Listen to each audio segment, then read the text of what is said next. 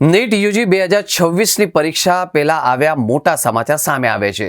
NEET UG 2026 પુનઃ પરીક્ષા પહેલા સરકારે એક મોટું પગલું ભર્યું છે। ટેલિગ્રામ પર અસ્થાયી રૂપે પ્રતિબંધ લગાવ્યો છે।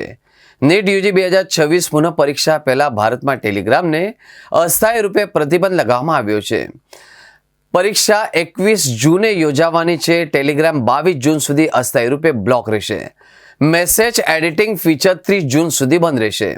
એનટીએ કહ્યું છે કે નીટ યુજી 2026 પુનઃ પરીક્ષાને સુરક્ષિત અને નિષ્પક્ષ તરીકે કરાવવા માટે કેન્દ્ર સરકારે આ નિર્ણય લીધો છે।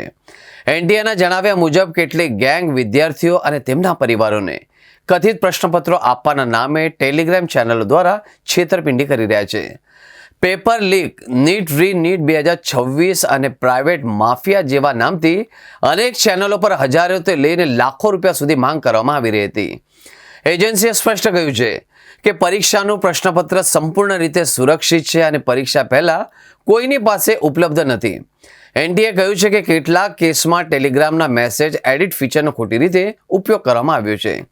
પરીક્ષા પૂર્ણ થયા બાદ જૂના મેસેજને સાચું પ્રશ્નપત્ર જોડી દેખાડવામાં આવે છે।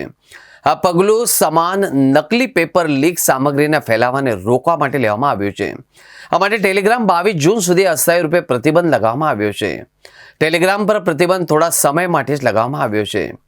એજન્સીએ વિદ્યાર્થીઓ અને વાલીઓને અપીલ કરી છે કે તેઓ કોઈ પણ અફવાઓ કે માહિતી પર વિશ્વાસ ન કરે અને પરીક્ષા સંબંધિત માહિતી ફક્ત સત્તાવાર વેબસાઇટ પર ચકાસાયેલા સોશિયલ મીડિયા એકાઉન્ટ પરથી જ મેળવે।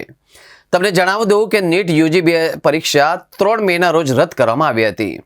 ફરીથી પરીક્ષા હવે 21 જૂનના રોજ લેવામાં આવશે। નીટ ફરીથી પરીક્ષામાં 2.2 મિલિયન ઉમેદવારો ભાગ લેશે। ગૃહ મંત્રાલય, વિવિધ રાજ્યોની પોલીસ અને ઇલેક્ટ્રોનિક્સ અને માહિતી ટેકનોલોજી મંત્રાલય હેઠળ કાર્યરત ભારતીય સાયબર ક્રાઇમ કોઓર્ડિનેશન સેન્ટરે સંયુક્ત રીતે અનેક નકલી ટેલિગ્રામ ચેનલો અને બોટ્સને દૂર કરવા માટે કાર્યવાહી કરી છે।